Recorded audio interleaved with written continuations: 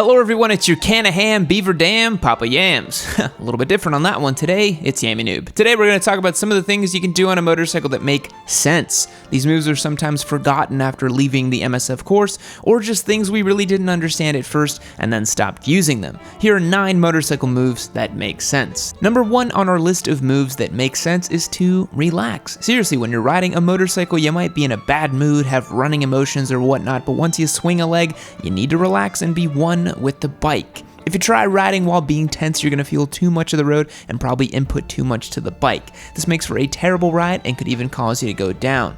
Although it's a machine, the motorcycle has a tendency to stay balanced and upright during cornering. It wants to maintain traction. Don't be too tense or brake harder or throttle more. If you've never ridden fully relaxed, give it a try. You should be barely holding onto the handlebars. It should be a light grip. Everything should just flow really nice and smooth. Just chill. Speaking of trying to be relaxed, chill out. Stop stressing about how you're going to get a bike this season. I got you covered. I'm giving away 3 awesome bikes. Go to yammienoob.co and get a subscription package. You'll be entered immediately to win either a Triumph Street Triple, a KTM Duke 390, or a Yamaha XSR 700. These are some of the best bikes I've had to give away, so this isn't something you'll want to miss out on. Not only do you get entered to win these bikes, you get access to our Discord server, you can chat with me, you get exclusive content and all kinds of cool stuff, and it's just a great way to support what we do here, and it would not be possible to make daily content without the support of our members on yammienoob.co. So join up and support. Number 2, always look. Do you remember the first couple of months after you started riding? Do you remember how many times you'd look through an intersection even if it was green and traffic was moving? Well, don't stop. Always looking is a habit that's going to keep you alive. When the light turns green, take a second to look for any cars about to blow their red light before you cross through. It's a move that I always do because I'm very, very wary of someone running a red light and plowing into me. If you're about to pull off a tight turn or maneuver, make sure to look throughout the entire move. You won't U-turn without looking, and everything else is just going to be difficult if you're not really paying attention. Look where you're going and where you want to go, and you'll reach your destination. Also, a quick note about U-turns. When you're executing a quick U-turn on the street, make sure that once the coast is clear, look where you want to go for that U-turn, and don't keep popping your head back to see if someone's coming, because it's probably going to get you offline. A lot of beginner riders that gain experience begin to forget some basic things. Being distracted by the bike's technology, Bluetooth, smartphones, or not even paying attention is one of the biggest indicators of overconfidence. Always look, always scan, and always pay attention. If you can keep this up, you'll be a lot safer riding motorcycles. Number 3, move around on your seat. Next on our list is to simply move around on your seat. If you find yourself fighting your bike during low-speed maneuvers or even high-speed corners, you're probably not moving around enough on your seat. At low speeds, it's called counterbalancing, and you hang your opposing butt cheek off the seat to execute a turn in the other directions. At high speeds, it's called preparing to lean. Before you enter your corner, you need to be in the right position, so hang your inside cheek off the seat and adjust your body accordingly.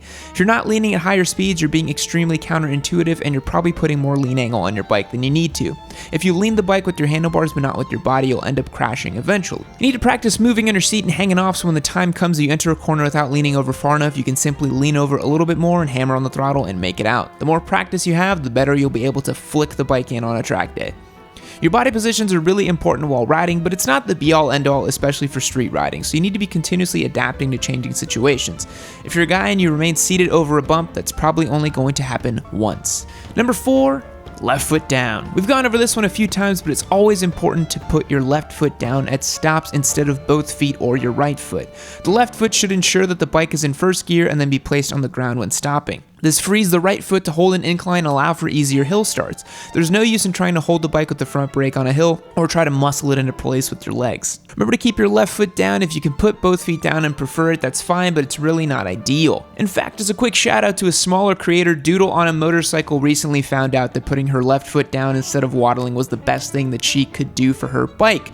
She's a smaller woman riding a Triumph Street Triple, and so getting that one foot down gave her a lot of confidence. Good job, Doodle. You need to get your right hand to use the throttle and not the front brake, so it might work for now for those hills, but you really should get in the habit of the left foot down. If you can't place both your feet on the ground, then you've probably been doing this from the start and are short. Well, congrats, because you're already ahead of some of the noobs out there.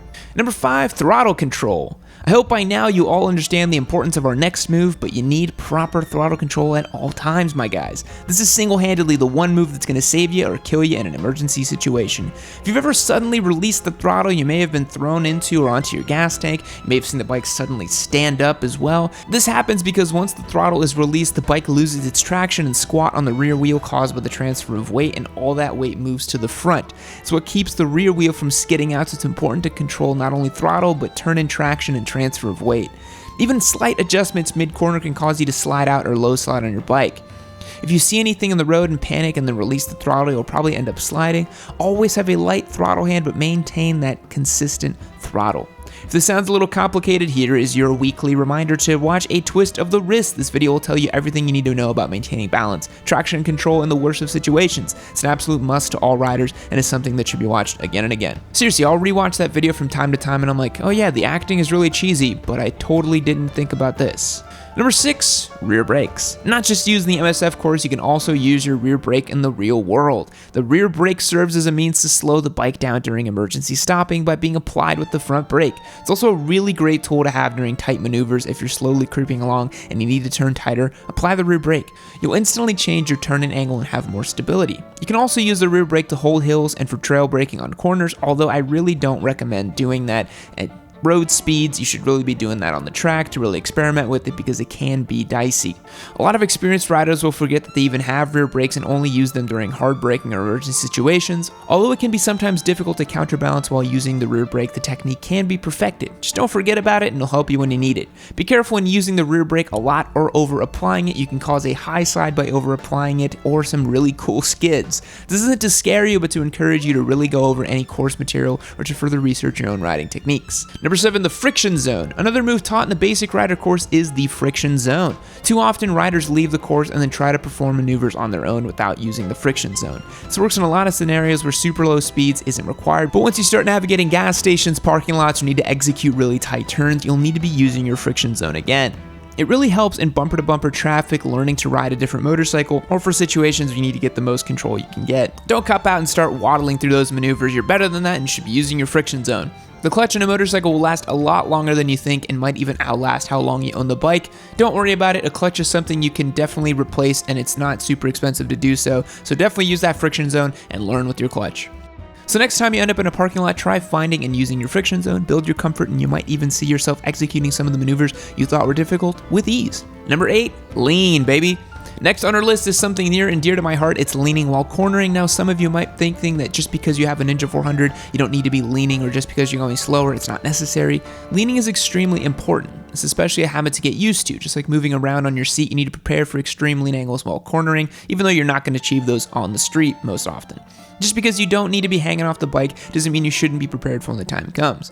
If you're ever surprised by a decreasing radius turn and you're going a little bit too fast, as I'm sure all of us have been there in that butt-puckering moment, your best option besides slowing down safely is to increase your lean angle. It might scare you at first, but in these cases, keep the throttle cracked open and just lean harder into the corner. Once you see the apex and know you're safe, you're gonna make it. Truth be told, you're probably not going as fast as you think, and you can probably just lean further into the corner and make it regardless. It's probably gonna feel a little bit crazy the first time you do it, but just lean through, you'll make it. It's better to practice leaning during corners when you don't need it, so you'll be the most prepared during the times that you do need it. You never get good at anything without practice either. And last on our list is something you guys really like. It's going full tuck. Well, I don't mean to hide your sack. This isn't a Manscaped ad, but should be. I'm talking about getting in the full tuck position on a bike. For the sport bike riders out there, hanging out on your bike as upright as you can be causes wind resistance. Sport bikes are meant to be ridden in the full tuck position at all times, and it makes you more aerodynamic.